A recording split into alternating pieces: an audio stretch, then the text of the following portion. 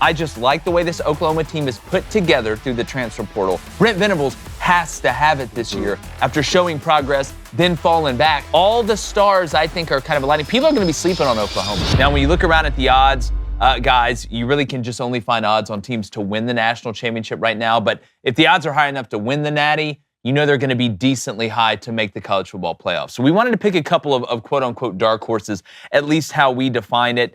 And I want to start with one of mine, and that's Oklahoma. Because to me, when I'm looking, the recipe, in my opinion, for a team to have a chance to not just win a national championship, but put themselves in a position to be able to play for a national championship, it's three things. Obviously, quarterback is number one. I have the offensive line and the defensive line, a combination of that, so the line of scrimmage number two, and then schedule.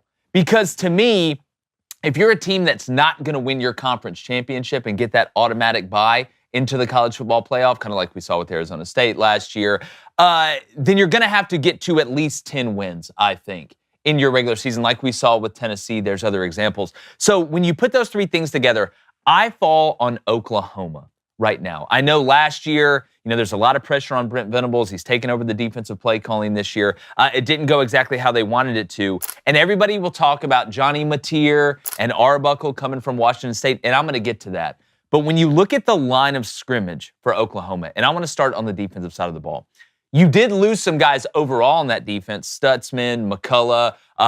There's some pretty big names that they lost, but they returned some damn good players, and they made some good moves in the portal. But just on the defensive line, you look at R. Mason Thomas, a guy that's one of the best defensive linemen in the country. The Jackson kid, who had a good freshman year. I think he's going to have an even better year going into his sophomore campaign. But you got Marvin Jones Jr. from the transfer portal. And that's not it. I mean, they got some other guys on the periphery, especially on the inside, that I think can do some damage. But this Oklahoma defensive line, mixed with the linebackers that they are returning, and even though they lost some of those guys that I mentioned, there's some talented players that are coming back. I'm a little bit worried about corner right now defensively, but the defensive line is solid. The offensive line can't get much worse than last year. I mean, you do return three guys. I believe Oklahoma will be able to turn that offensive line around. But then you look at the quarterback that has come in Johnny Mateer, who I think was the number one quarterback in the transfer portal, mixed with Ben Arbuckle, the new offensive coordinator who came with Johnny Mateer from Washington State. So there's no learning curve, Cone. I mean, again, you played for two different head coaches at Michigan. Just for a second, can you talk about the terminology jump that typically comes with you making a transfer move? But he's not going to have to, because it's going to be running the same offense. It's everybody else that has to catch up. And just can you kind of talk about that transition from personal experience? From my personal experience, I couldn't have played for two offenses that were more different from one another. I mean, we go from Lloyd Carr and Scott Loeffler's offense, which is speed break Detroit, right side 300 box, Y stick H through a 54X slush, and that's one play. And we may spend 6 hours just installing that single play to ram go. And again, not that, I'm not trying to look down on the offense that Rich Rodriguez was running, but he was trying to gain an advantage in other areas. We were talking about this with Connor Stallions. You're trying to gain an advantage by going really, really fast. We can't have a paragraph-long play call and go really, really fast. We're trying to, be better conditioned and go up tempo to be able to beat teams. So that was my personal experience. I'm glad that I was able to have that because, you get to be able to learn multiple offenses. But in this particular case, I think that it is huge that this kid's not going to have to learn all new terminology, all new signals. And that's something I'm going to talk about too with the team that I break down. Yeah. And Blaine, I got a couple highlights here of Johnny Mateer. And when you watch him, the reason I had him as the number one quarterback in the portal is not only just his versatility as a passer, but his running ability. And the offense that you're going to see this year from Oklahoma, there's going to be some similarities to what you saw last year with Jackson Arnold and what Luttrell was doing in the RPO game. I think Washington State does it better.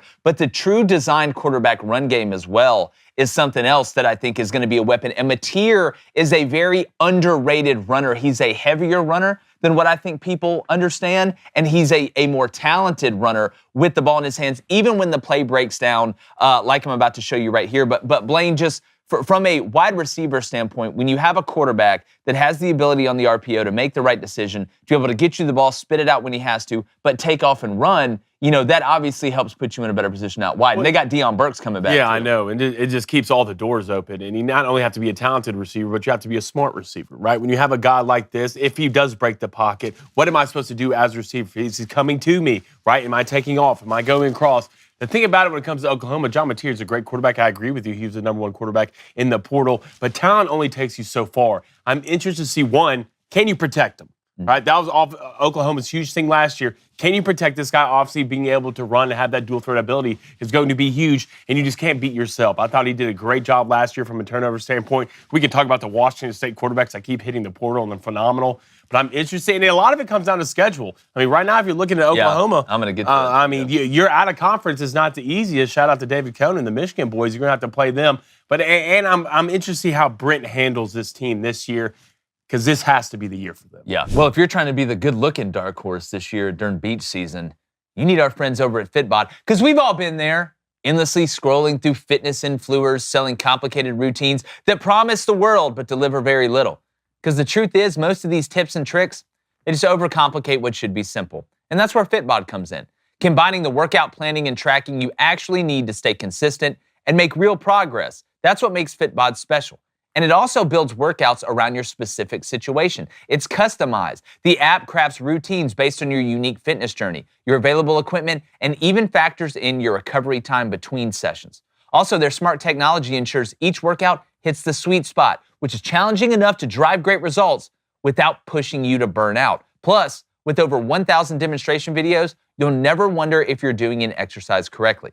It's like having a trainer who really knows you, pushing you enough to make progress without burning out. We know this personally, it's a fantastic product, and you need to level up your workout by joining Fitbod today to get your personalized workout plan. Get 25% off your subscription, or try the app free for 7 days at fitbod.me/booster. That's fitbod.me/booster. All right, I'm going to go ahead and play two clips for you, and they're different. This first one is a pass that Mateer decides to take down and run against a Washington defense that we know is talented. He ain't playing against William and Mary. Let's go ahead and play this first clip. You can see Mateer reading it. He's going to escape up through the pocket, which is the most dangerous way to escape, makes two guys miss, and goes and scores a touchdown. So from a defensive standpoint, I know that at any point in time he can take off, not just on the quarterback design runs, not just on the RPO, but when the play breaks down. But then his ability to make every throw, Dave. I mean, this to me, against a playoff team, against a Boise State team that we know made the playoff last year, watch this throw off of this action. Let's go ahead and play this clip on the blue turf, on the road, in a big moment in the fourth quarter here. So you're going to get that little token fake.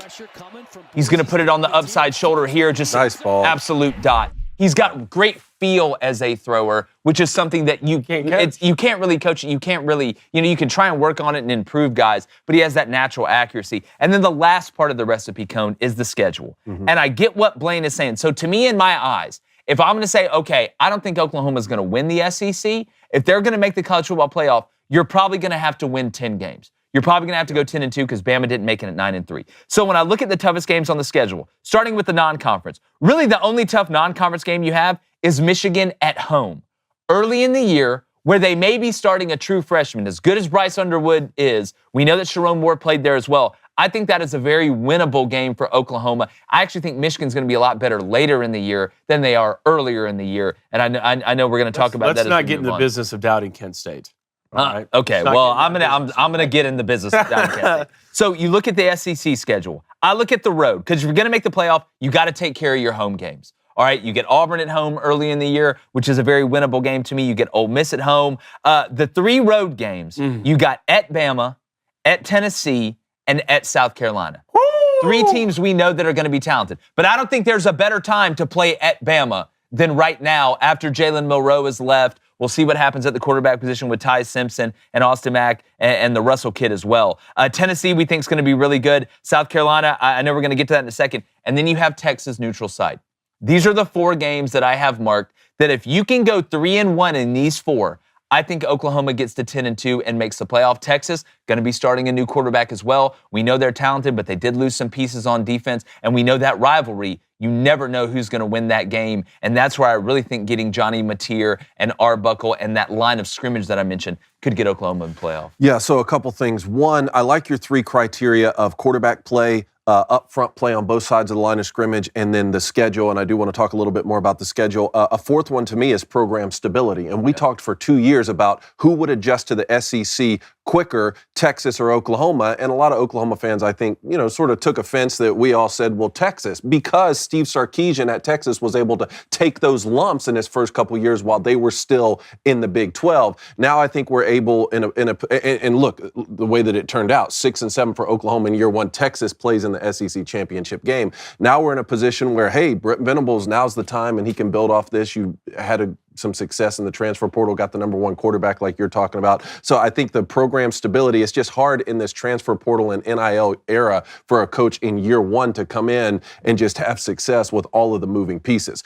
As far as the schedule, the Michigan game, a couple cool things about that. With it being week 2, Sharon Moore, having played there, that's his alma mater. And like you said, I think they're going to start Bryce Underwood at quarterback week 1 unless something unforeseeable happens or there's an injury of some sort. But that's why it's even more important that they retained Wink Martindale at defensive coordinator. Yeah. And when you say like, okay, well, look at the job that defense did late in the year in 2024, and they're not going to have 3 potential first-round picks, Kenneth Grant, Mason Graham, Will Johnson. Well, those guys didn't play against Alabama in the bowl game when Jalen Milroe and the whole crew was playing, and a couple of them didn't even play against the Buckeyes when Michigan was able to win that game. That's why Wink Martindale remaining there is huge, especially if Michigan's going to start a freshman quarterback. And then this 5-game stretch to me, Texas and Red River, at South Carolina, Ole Miss at home, and then back-to-back at Tennessee and at Alabama. Yep. And like you said, you got to go 10-2.